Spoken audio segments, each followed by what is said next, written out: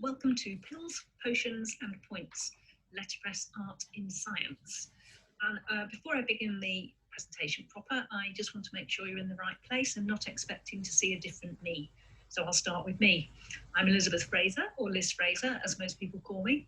But here's the problem. If you look me up on Google, you will find that this is not me. This is Liz Fraser, the lead singer of the Cocteau Twins. This is also not me. This is Liz Fraser, Carry On actress. And this is still not me. This is Liz Fraser, TV personality and author. And this is not my house, although I do quite like the lettering. And this is me. In fact, it's a me from quite a long time ago now, with our 3 pesky kids who are now adults, in the summer just before I began the journey that has led me directly to speaking today.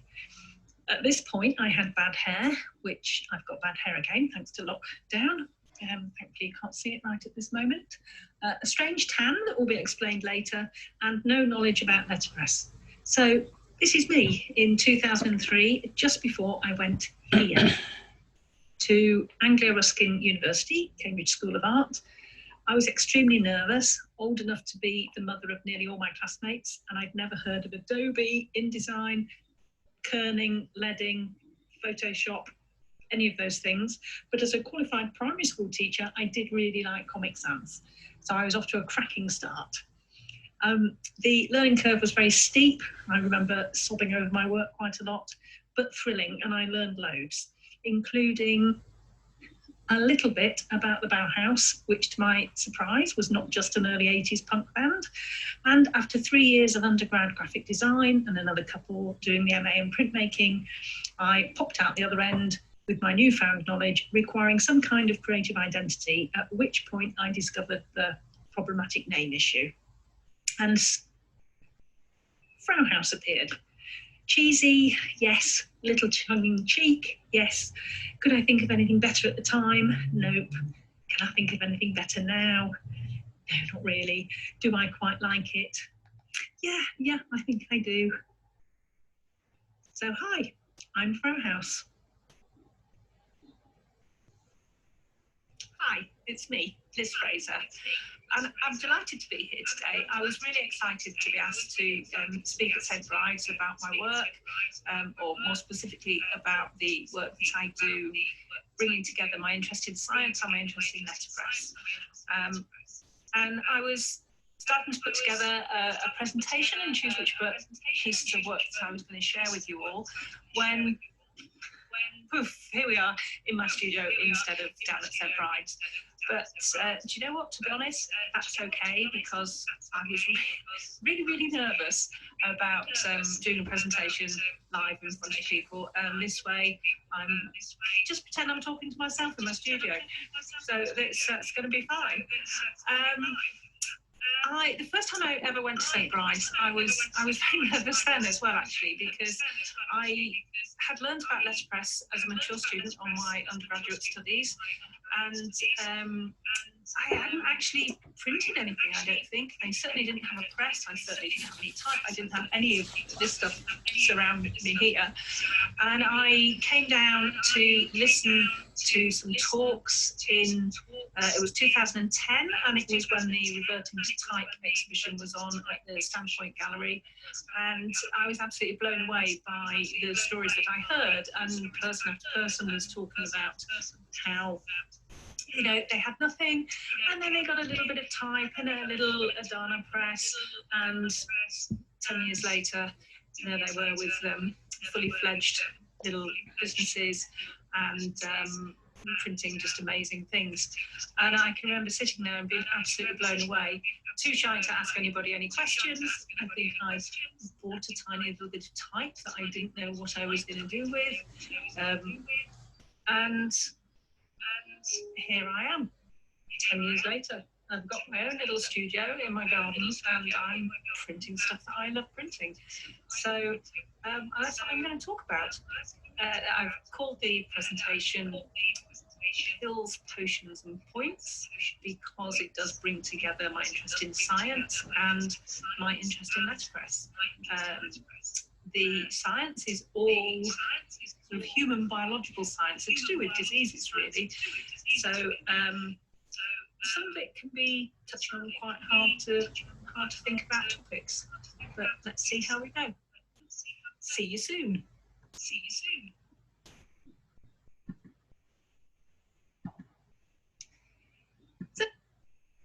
So Addison's disease, this is the first piece of work. It originally started out as a flat print. I was in the middle of my MA printmaking course when the annual Cambridge School of Art Searle Award had an open call for works around the theme of crisis. I'd been making, up to that point, colourful screen prints and oversized letterpress prints of almost obsolete ephemera of modern life, like receipts, Parkinson kits, cables, analog board games, pocket calculators. They were all quite playful, cheery, and not especially deep emotionally.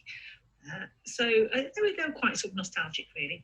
So this was a bit of a departure for me. I was new to etching, I'd never done any before my MA, and these were in the first dozen or so plates I ever made using aluminium plate, copper sulfate, and hard ground. And the plates were printed first on an etching press. Then I set some type and somehow, more by luck than skill at the time, managed to get it vaguely in the place that I wanted to in the gap that I'd left. I was really pleased with this piece and thinking I might have a chance entering it into the competition.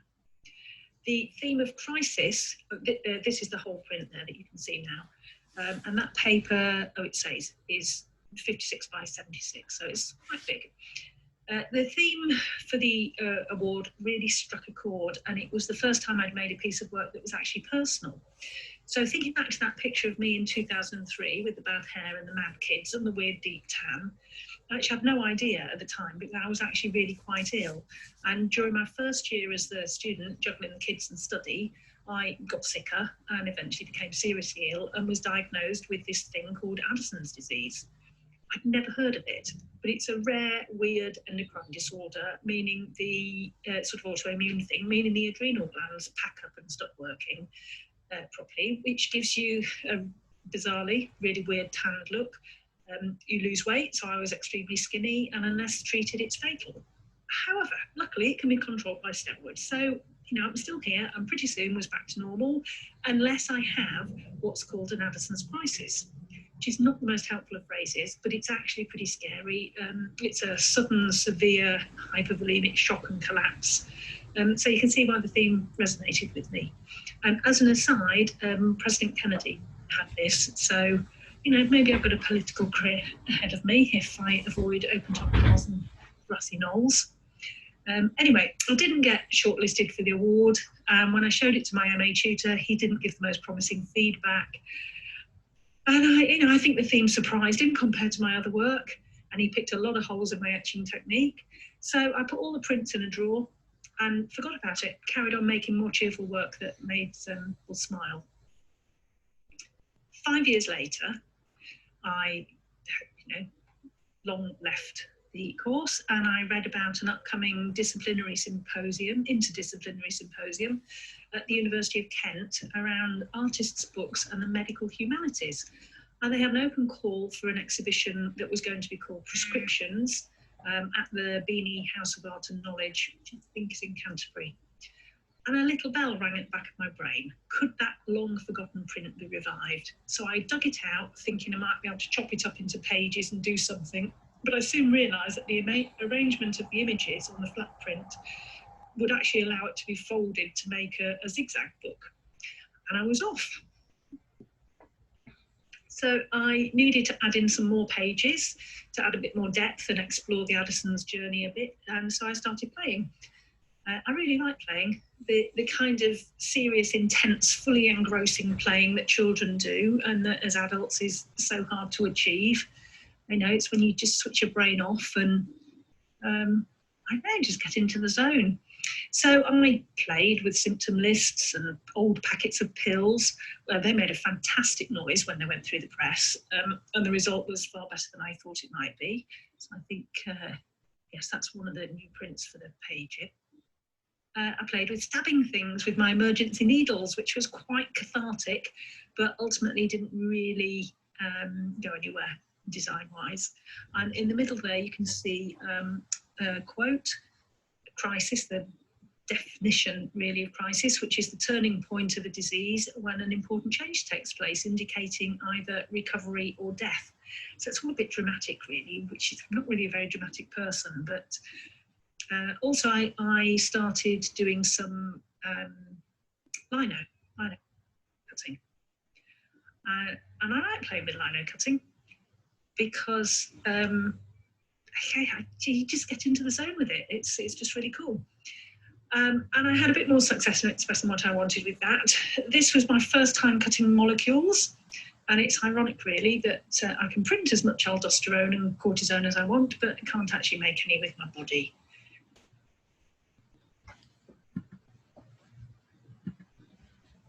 And I used a nice bit of Albertus and some Glint for the vertical band on the cover with the title, This Is My Crisis, and some beautiful marble paper, which has got one of those vaguely biological looking patterns that marbling just does so well.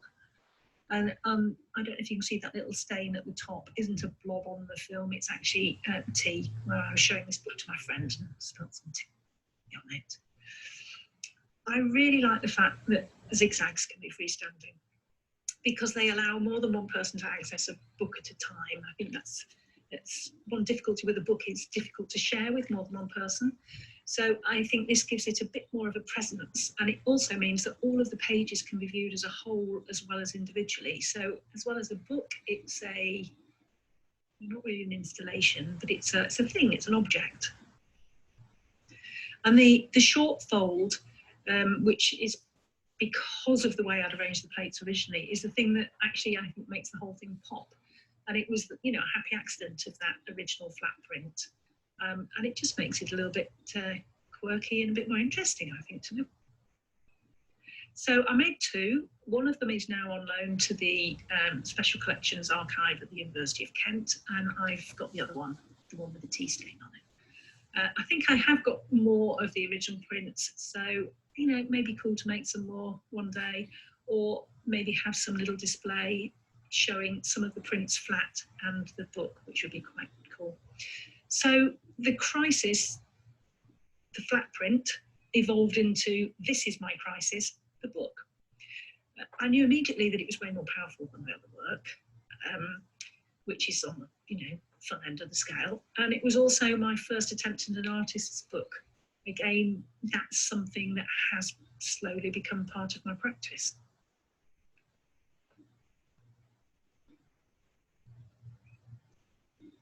So you get to the endless fun of playing with pattern. I love these little guys. So you saw a little bit of this on the Addison's book, but they're properly introduced as monotype B1309 and B1310, designed by David Bethel in 1956. To their friends, they're known as Glint, and anyone who knows me knows that they're two of my favourite characters. And I just find there's something special about the way they fit together, both individually and as a border and corner piece. They just make the development of a seemingly uncountable number of patterns possible.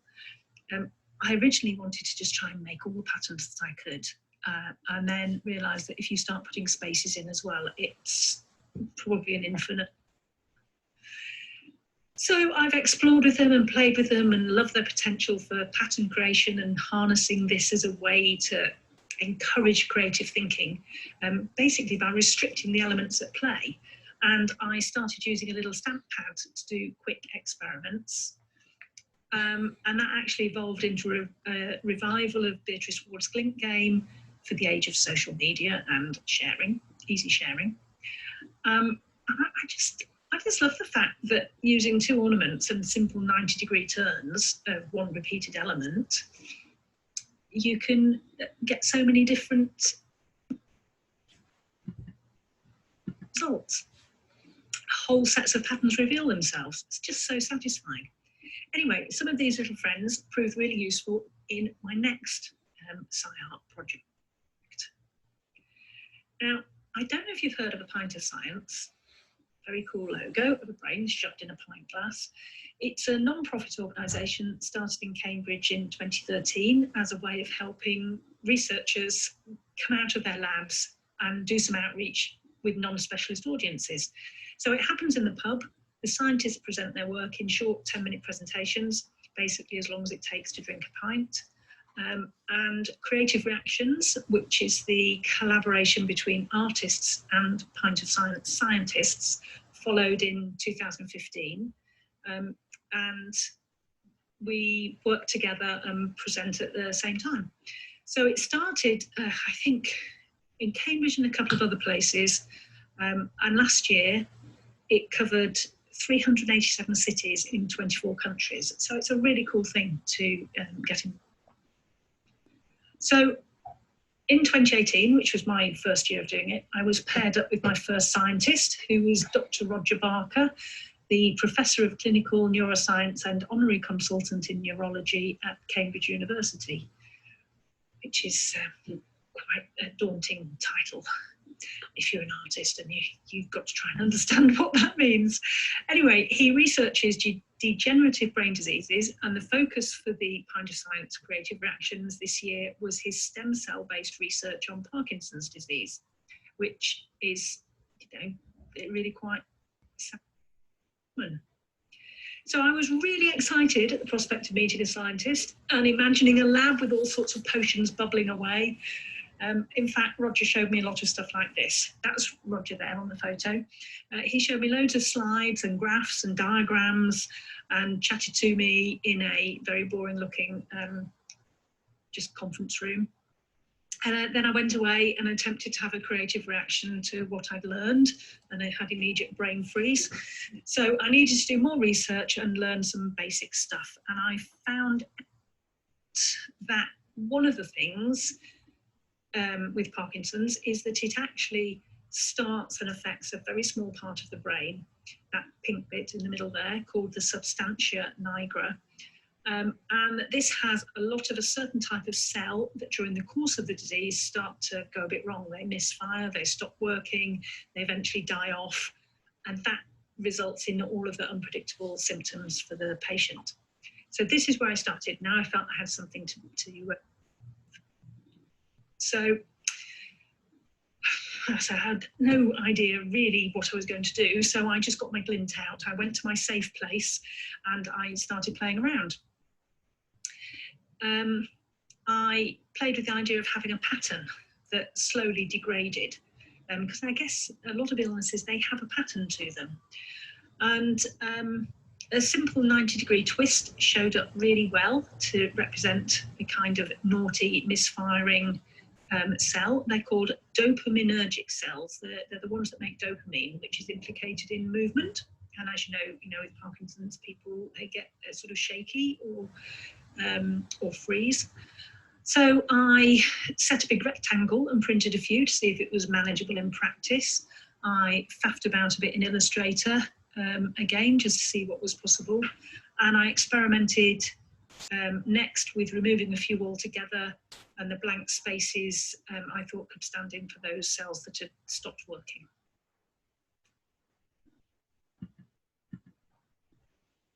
Then I started cutting out individual glints after I printed them for the cells that had completely died off. So far so good.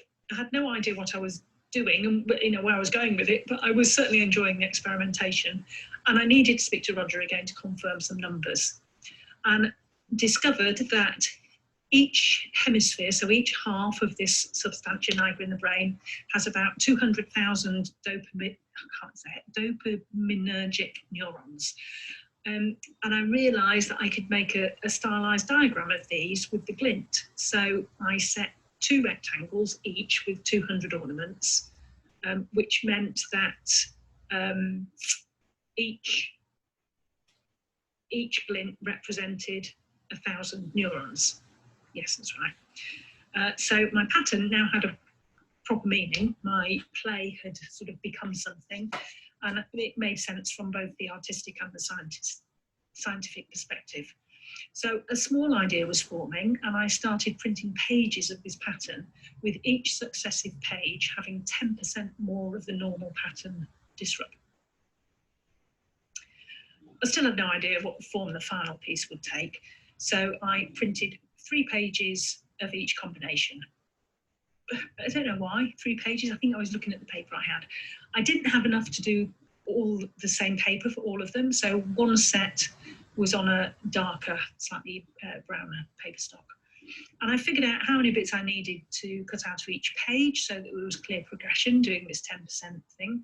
And I had to make sure that each time I cut the same ones out, plus a few extras, which did get quite confusing. And it was also quite heartbreaking, really, knowing that in paper form, I was replicating the ravages of the disease of the brain. And because symptoms only start appearing when about 50% of the cells have degenerated. And the brain doesn't replace these cells. And I know there was me poking holes in this paper. It was quite affecting, really. Anyway, Roger's stem cell research ultimately aims to replace the damage with new working neurons developed from something called induced pluripotent stem cells. I couldn't be a scientist, I can't pronounce it. The treatment would involve an infusion of new cells directly into the brain, where basically they would fill the gaps. So how to present this in pattern form? I needed to show the same cells, so the same pattern that I was using, but in a free-form flowing kind of pattern, which is a bit tricky since Letterpress is based on rectangles. So it called for a bit of, I guess a bit more daredevil type setting. And it took a while, as you can see here. I mean, this is speeded up. But it was just for one page as well. But I was pleased with how it worked out. You can see it's the same image, but more free-flowing. So by now, I realised that I was making a book. I was going to make a book, well, 3 books, actually. And I wanted to have some text in the book too. So I thought about having 2 forms of text. One would be handwritten in a scratchy dip pen underneath cell blocks, explaining some of the biology that was happening. And I was hoping that it would kind of emulate a 19th century science notebook, since James Parkinson's first identified the symptoms in 1817. And around that time, you know, the Victorian era, there was just so much interest in science going on. I also wanted to give a voice to the patient. So I don't know if you know that Parkinson's is one of the most common neurological conditions and affects up to about 160 people per 100,000. Whereas the Addison's is about 1 in 150,000.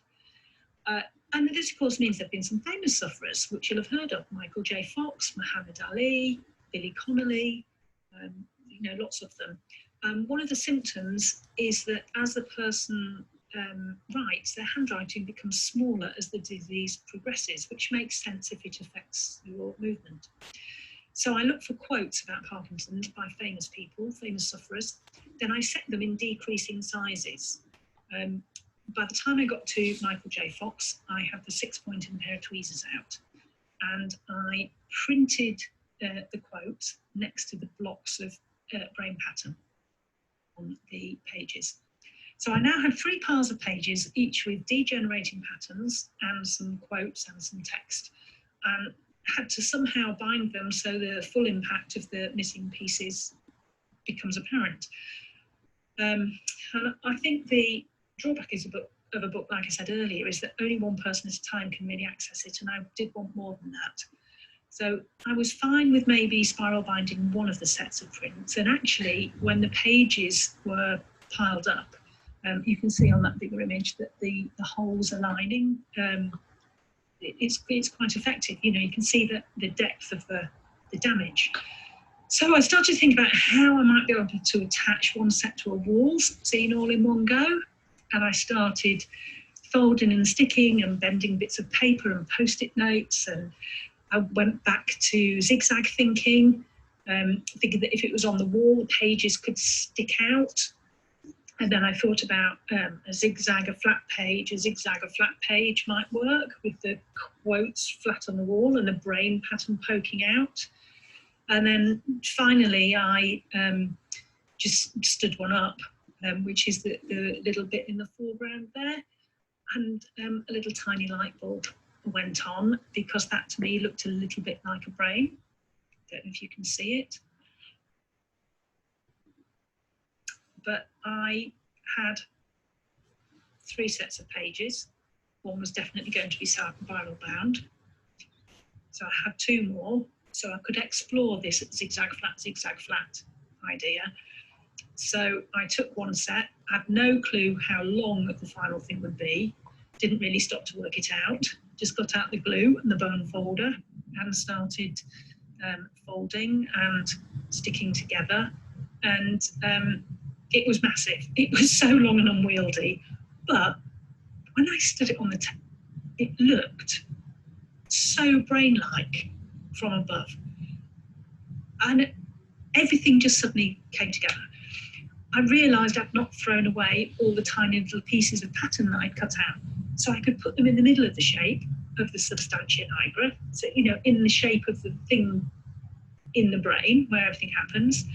And if I spiral bound both of the remaining books, I had basically an interactive book installation kind of thing that a whole bunch of people could look at together.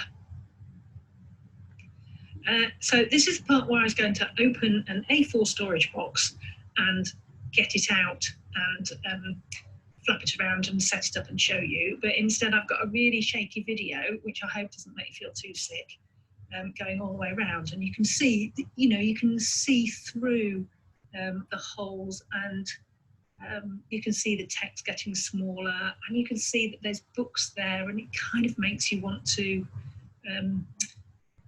look inside and find out a little bit more. Well, hopefully it does. Anyway. And this is just a nice still picture to stop me feeling quite so dizzy. And then on the next slide, I've got, I think the video should start, yeah. Just a quick flip through of the book. And remember the different paper stock? One final pleasing realisation was that one of the spiral bound books is creamy white and the other is light brown. And in actual fact, the healthy substantia nigra is dark brownish in colour, and the progress of the disease makes it lose its colour and get lighter.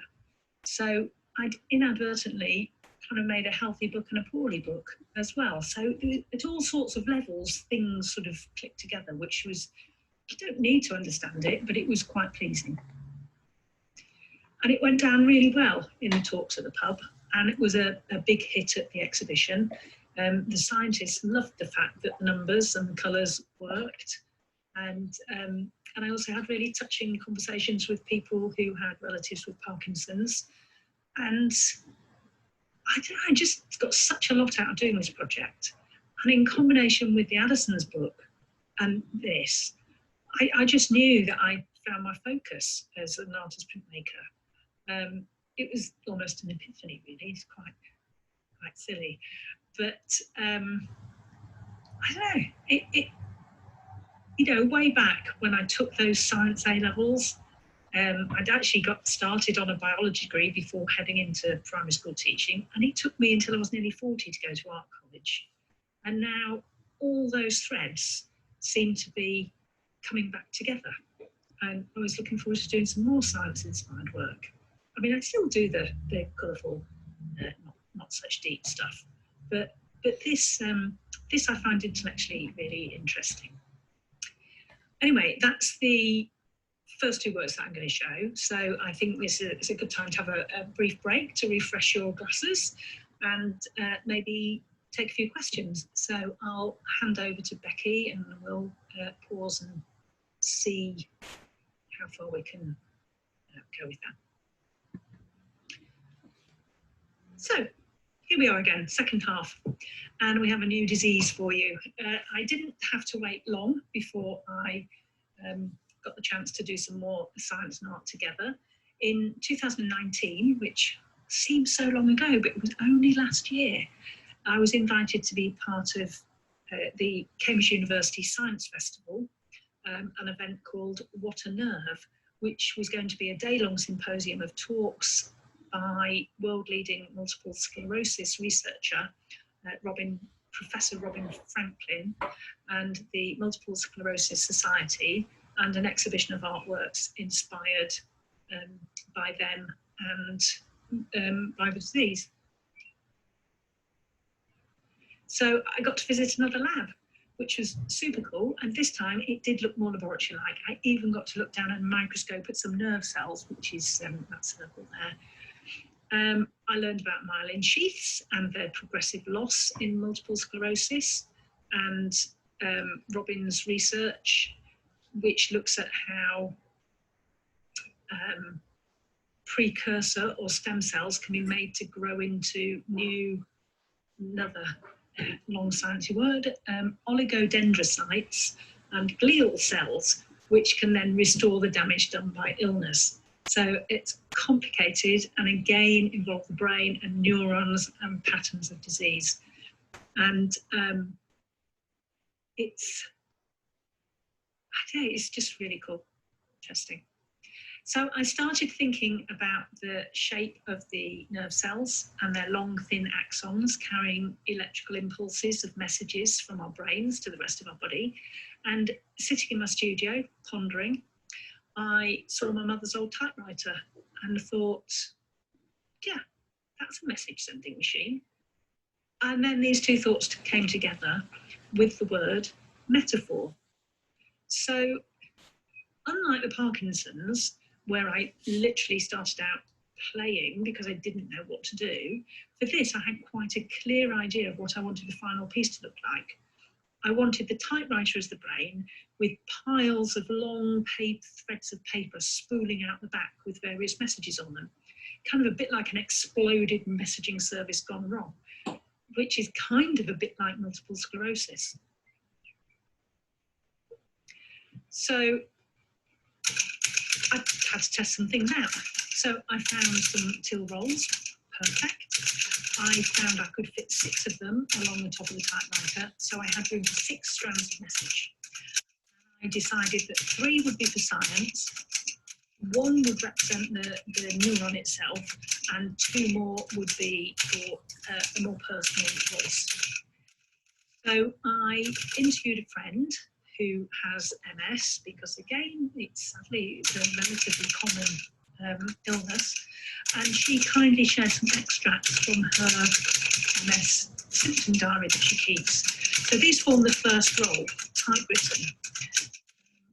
And I've done, it's almost like concrete poetry, playing the typewriter in that way.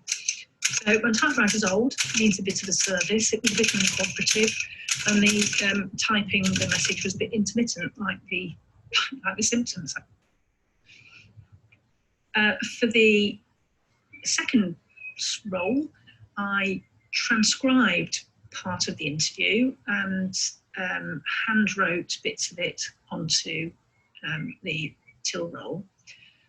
And it was, I didn't know if it would work, but if you look at the little video, you can see that the ink seeps into the thin paper and the edges become fragmented like tiny spikes, like pins and needles, which actually are one of the major symptoms for lots of people. So I added, on the top picture there you can see, I added some actual pins, which it really brings the message home. So, you know, like the Parkinson's, I was sort of really involved in the symptoms. So I had 2 rolls done fairly easily, and on to the letterpress.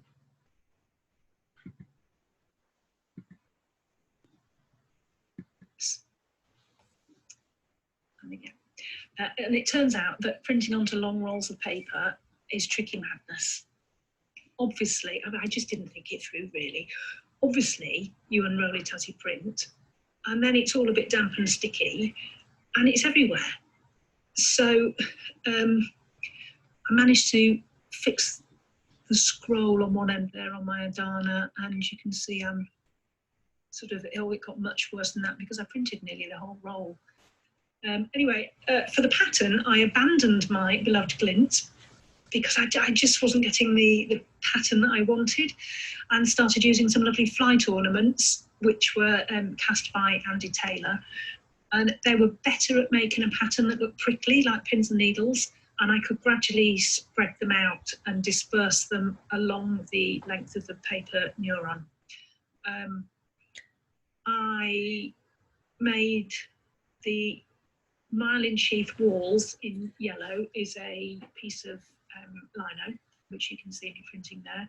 And I gradually faded the yellow, which is it's actually the fluorescent yellow that Lime Bay Press make. So this was kind of half the rolls done, and I now needed to tackle the voice of the scientists. So I used more flight ornaments for this roll, and this explores the work of Dr. Mafamwe Hill, who's part of Professor Franklin's team. And she looks at how the myelin sheath is laid down around the nerve cells. So the myelin sheath is kind of like a fatty layer that goes around the cell to protect it. And they are, the cells which make that are called the oligodendrocytes, and they're only found in the brain. And they're the things implicated in multiple sclerosis. And she told me about some different models for the wrapping. So I made a few patterns to explore how the same motif can be combined to make very different outcomes. And one of the texts on this, it goes with pattern text, describes the names that the scientists have called their models. And one of them is liquid croissant and one is jelly roll. So, you know, they can be quite creative, or maybe they were just hungry when they were choosing the names.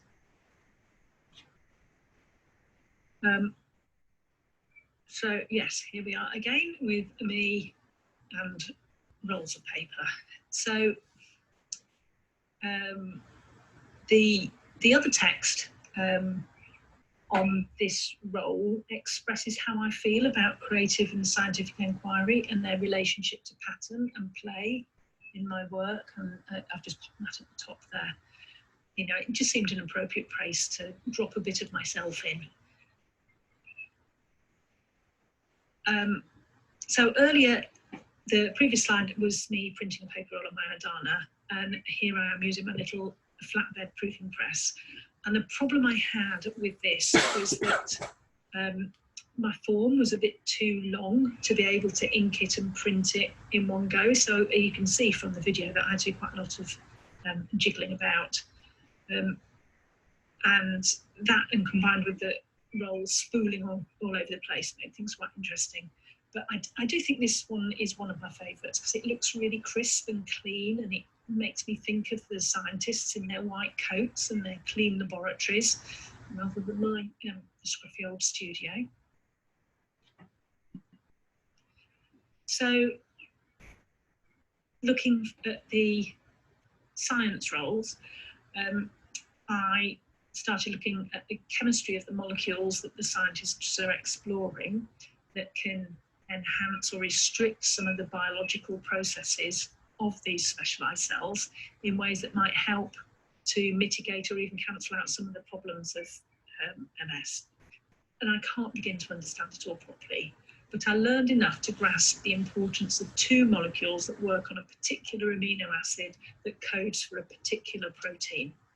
So setting type that seems like nonsense takes a lot of concentration.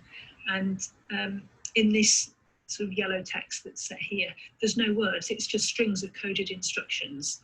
And it must feel like being a code-breaking spy when these scientists made breakthroughs. And the little pink highlighted bits were where I went through and I had to highlight and count to make sure I had enough of the letter so that I could print the whole thing, because I've got lots of different type, but only small amounts.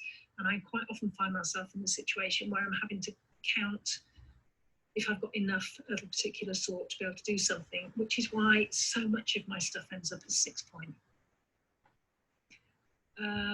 So I was getting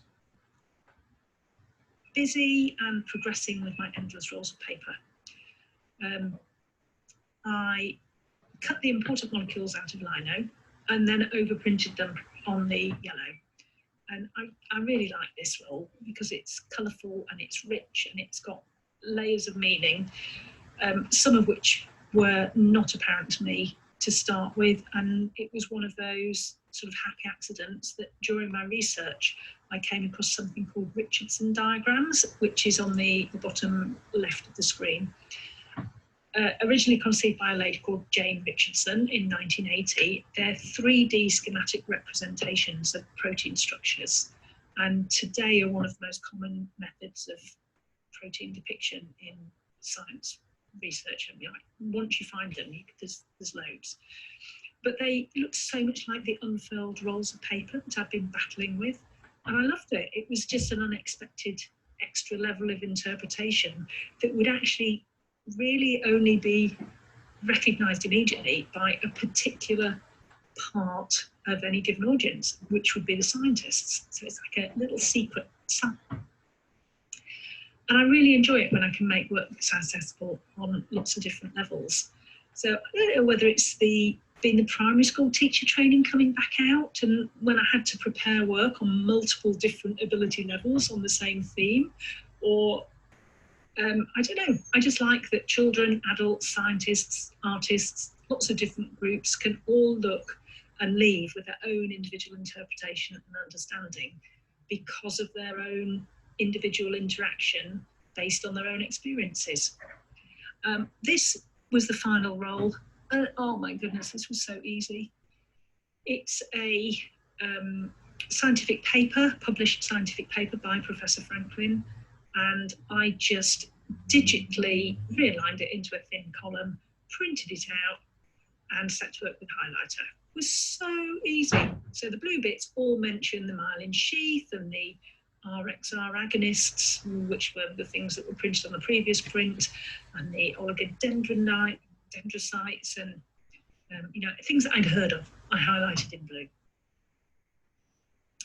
And so all that was left was to set it up, which was actually lots of fun. This is in my kitchen. And again, this would have been so nice to have been there with you and had a table where I could set things out. But it's just really scrolly fun. So another great thing is that these can all be stored in a little box, and apart from lugging a typewriter around, it's very portable. The only thing I do worry about is that because the till roll's made of what feels like newsprint, I think they will become fragile as they age and degrade, a bit like the subject matter, I suppose. So you don't remember from earlier, I called this piece Metaphor because it's heavy with multiple representations of things that are really standing in for other things. And in the end, I'm not sure if it's an installation or kind of an artist book of sorts, but I did love making it. You know, my original vision was almost intact at the end of the process with minor adjustments, but with many more levels of interpretation than I'd envisaged. It just seemed to have an unexpected depth to it. I haven't yet been able to display it with the rolls stretching out entirely on one surface. They've always kind of flowed over the edge of the table, but I think it still works. And the one thing I hadn't really anticipated with this was how irresistibly tactile it proved to be. So it took a long time to get the curls of the paper out. So it was showing what I thought were interesting bits of the conversation that it was having, but people wanted to touch it. They wanted to untangle it, and they wanted to read every word of the stories. And in the end, I had to step away because I just wanted to say, stop it, put it down, don't touch it. But the whole day, I think there were 6 other artists, and the talks were amazing. And the whole experience was exactly like the Parkinson's. It was just quite humbling. It's a real privilege to have access to scientists and particularly scientists working on such human level work. And just to touch the world of people suffering from an illness and show them through a beautiful creative experience a new way of accessing it and understanding it. It's, I just really like it. So wanting to make beautiful work from science and the science of disease really became important on this last piece of work. So last year I signed up to be part of the Pint of Science Creative Reactions event here in Cambridge again. And I was paired with a wonderful scientist called Dr. Delphine Larrier, who is based at the Cambridge Institute for Medical Research. And her field is nuclear envelope regulation and links with disease. Okay. And she's looking specifically at a genetic mutation disorder called progeria. Nope, never heard of it. So I was starting to panic at this point. It's a problem that has a translational error in the genetic code, so it affects children. And it's called Hutchinson-Gilford progeria syndrome, which it results in premature aging. And it immediately made me think of that film, Benjamin Button. And there have been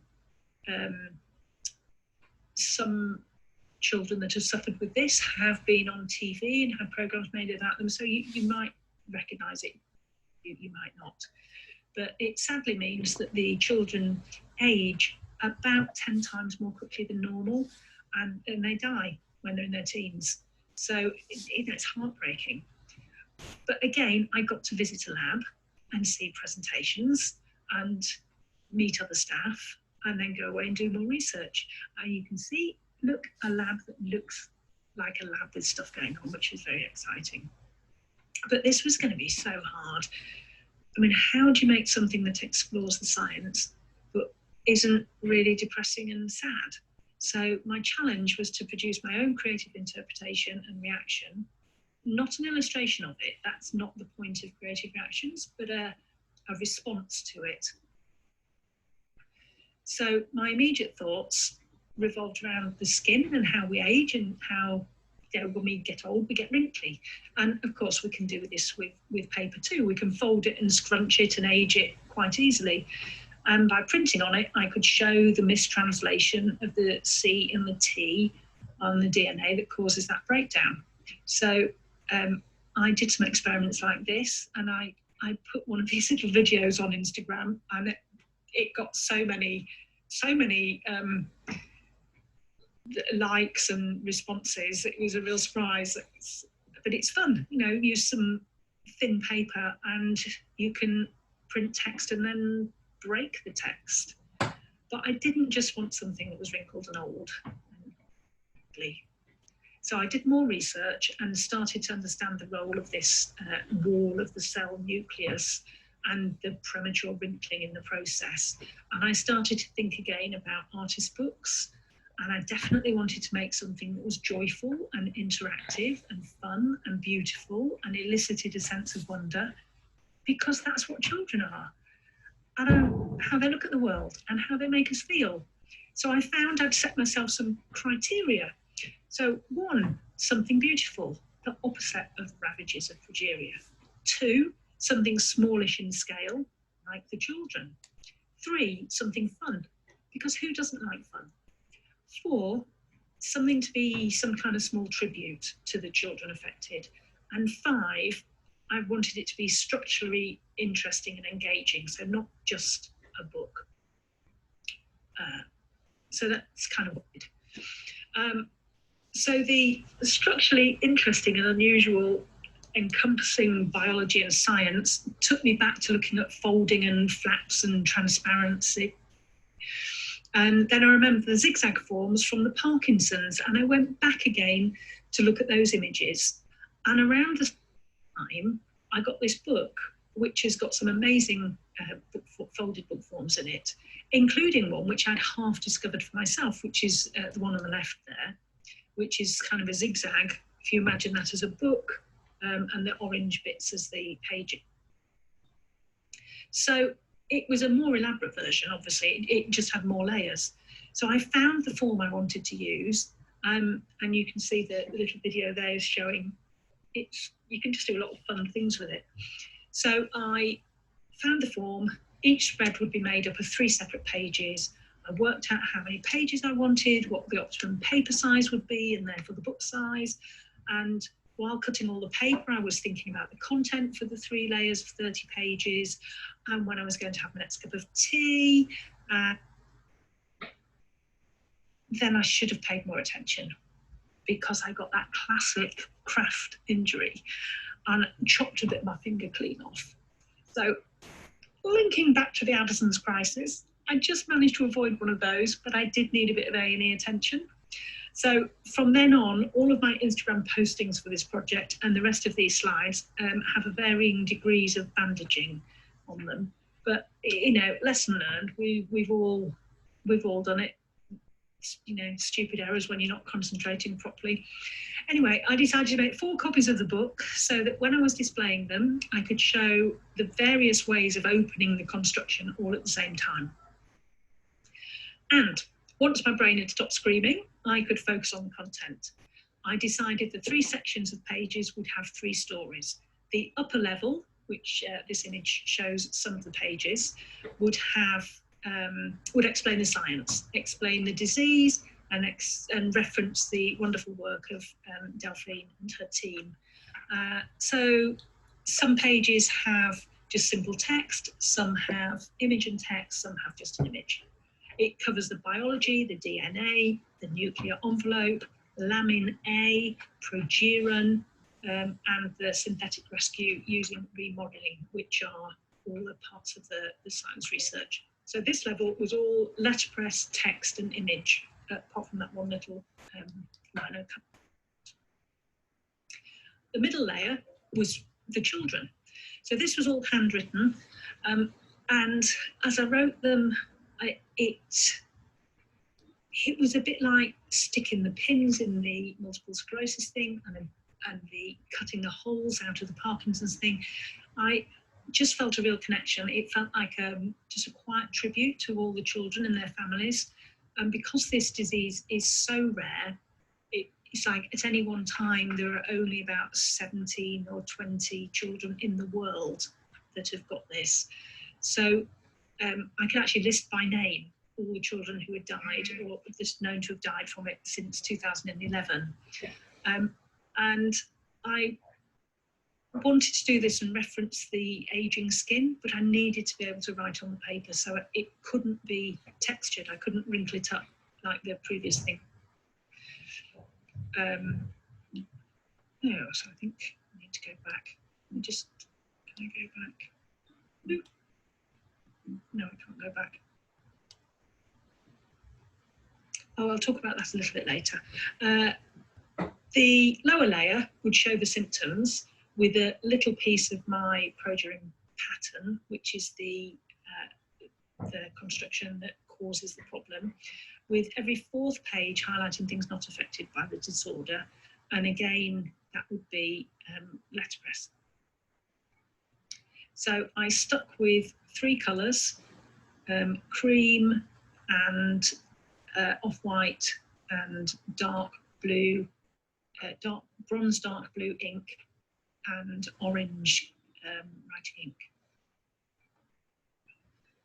So I worked first on the upper layer of science, so to the typecases and a good old rummage around, and I looked for ornaments and blocks and anything that might be useful, because there is a joy to finding just the right thing for the job. Some of them are old blocks that I bought from the chap who got my press from. Some are new new to me from Ways Gooses, or amazing gifts from people I've met over the last few years. Like these little stars here are from Erin Beckloff, who were made by Scott Moore of Morewood Type. And who knew that they would make perfect cell nuclear envelopes? Here comes the glint again. They made a great job pretending to be scaffolding and then wrongly put together scaffolding, messing up the cells. So basically, I just get loads of stuff out while mulling over the themes of what I'm trying to say and see if anything catches my eye. So although this was much more planned than the previous projects in the end structure, I still had to come up with ways to explore the content. Like this funny little block. He looks like he's pushing the internet down. So I've no idea what he was used for, or it made for to start with. But hey, now he can illustrate the effect of a drug decreasing an enzyme. So he's the remodeling guy here. He decreases the production of an enzyme, which in turn allows a more normal cell structure to be built. But look out for him again. I've got a bonus section at the end, and he makes a little appearance there as well, doing something completely different. Here, my lovely, like the lovely Glint, there's sorts that seem to come in useful again and again, like Little Flag Man. He was cast by the wonderful Andrew Delinsky and seems to be one of those happy characters. He just pops up all over the place, just like Andrew, actually. And I enjoy faffing about creating visual stories which can make complex ideas easy to understand for non-specialists, like the C to T mutation as a version of, I don't know what you call it, we call it Chinese whispered or scrambled telephone, meaning that you start off with a C, something happens and actually it becomes a T at the other end. And it's just easier to digest if you can see things, I think. When I can't find a block or a combination of type and image in my cases, then I will consider Lino. And I seem to be making a habit of carving Lino chemistry, but I really like it. Maybe I need to look for some type hexagons next time I'm at a Ways Goose, if there is such a thing. Or maybe, I don't know, maybe there is type chemical symbols. That would be so cool. So as well as letterpress and Lino, I enjoy calligraphy, or, well, it's more like fancy handwriting. It's something I'm trying to improve, and I often use it on projects to help develop my practice. So I am getting better, but it is really just a fancy version of my handwriting rather than proper calligraphy. So for the middle section of the book, when I chose to handwrite the names of the children, I actually thought it might be quicker than typesetting, which was okay until I forgot I would have to write 4 copies of each page, which meant 120 in total. So I'm not sure it actually did save me any time. But going back to that wrinkled background, I made this by wrinkling up some paper, scrunched up the paper, smoothed it out a bit, rolled ink over that crumpled paper, and then printed that onto the smooth paper that I was using to create the background texture. So although it looks crinkled, it's actually smooth. And it worked really well, although trying to keep the consistency of inking was tricky. So some came out a bit darker and others came out a bit lighter. But I was really pleased with how it worked, actually. So I had my 3 levels of information on the pages, and I knew how they were going to be constructed, all on this sort of zigzag spine. But I realised that zigzag spine with this many pages kind of opens out like a fan, and it would be a shame not to use it for something. It would be a shame to leave it plain. So I was thinking about the DNA and the way DNA unzips itself in order to replicate, and that's where the problem of progeria is based. So I realised that I could take the sections of the spine and put them together and write over them, making the text split, a bit like the DNA. So it was a cool idea, but it didn't really work as well as I'd hoped, because it looks okay in this little video, but that's without all the pages attached. So it's once the books were finally constructed, it was really tricky to manipulate so you could read the text. Having said that, I know it's there, and it does give a little hit of golden decoration on the spines. And I did explain it to a couple of people who, as scientists, again, that link to the DNA unzipping itself and coming back together, they really liked it. So I might have rethought that part, but I was running out of time and folding the zigzags had been out. So I finally had all the pages. Again, I used some beautiful biological cell-like marbled paper. I think these are Pay-Hembry papers. I gave the book its title on the end papers rather than on the outside of the. And then finally I was at the construction stage, which I think I'm down to just a small plaster on my finger by this point. And this bit was really quite exciting because using the instructions from the Art of the Bold book that I showed earlier, it was all done using double-sided tape. It was so much fun. It was so easy. It was just so quick. Ooh. So I soon had my 4 books made, and I made some tiny ones with blank pages from the offcuts, which have added to my growing collection of mini books, which is fast becoming another thing that I enjoy making. And this is where I show you how it all works. So here we are. There's one way of opening the book, which is just out straight, and the page is all flat, and there's the 3 levels of information. And I think here's one of the other ways. So there's the spine, and it opens out like a little shell. I was hoping to make it go all the way around, but I would have needed so many more pages. I kind of thought it would have been great to have made it into a complete circle, but I think some mathematicians did come to one of the exhibitions, and they told me how many pages I would need, and I think I either needed shorter pages or more pages or something. But you know, you can't have everything. Oh, and then finally you can just turn the pages like an ordinary book. But it's just, you know, really fun. So I think it's really nice surprising people by having something a little bit unexpected, whether it's in the content or the text or the image or how you relate to the subject matter or the construction of the thing, or a little bit of all of those things. So at the Pint of Science pub talk and the Creative Reactions exhibition, it did attract quite a lot of people, and it was great fun demonstrating. I almost felt like a performance, or playing with a giant book slinky type thing.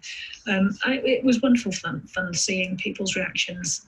I just wish it had been a longer event, or the books had been able to be in a place where people could spend longer looking at them. And although it was great fun using the tape to stick them together, I kind of wish I'd glued them, because a couple of pages did have a tendency to pop off. So that's me. Here's the 4 projects together that I've spoken about. It's been really interesting putting the slides together. It's really made me think about my practice as a whole, as well as the separate projects that I've done. And I can see that there are themes that I hadn't realised. I really enjoy opening people's minds to science through art. I really like engaging audiences using language and pattern and shape, and sometimes a little bit of humour and surprise. I like making people smile or go, ooh. I really like zigzags and folding and constructing things. My main go-to tools are letterpress, lino and ink pens. And all of my work starts by me desperately trying to distill information for clarity and wanting to make just clear, sort of minimal work, I suppose. But I always end up making work with lots of levels of detail. And I think that's just how my brain works. I think maybe I'm just a little bit strange. And finally, if I had to distill it all down and say what pills, potions and points means to me and my approach to art and science and letterpress, this is it. It's the bit that was on one of those long rolls of paper earlier. Just, I think, pattern and disorder and play encourage and inform creativity and discovery and bring joy in science and art. And this is it. This is me and my approach to those things. Anyway, thank you for listening. I'll hand back to Becky for some questions and then leave you with a few bonus slides.